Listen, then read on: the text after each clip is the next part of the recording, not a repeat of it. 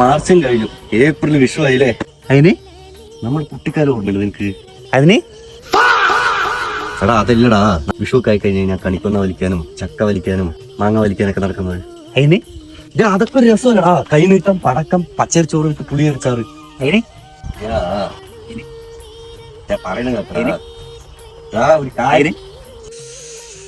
ഇങ്ങനെ വിട്ടാൽ ശരിയാവില്ല. വേറെ എന്തെങ്കിലും ഒരു വാക്ക് അവനെ കൊണ്ട് പറയിപ്പിക്കണം. എടാ 15-ാം തീയതി വിഷു അല്ലേ? അതിന് നിന്റെ കുറച്ച് ക്യാഷ് വാങ്ങിച്ചില്ലേ? ഞാൻ 13-ന് ഭയങ്കര ടൈറ്റ് ആയിരിക്കും.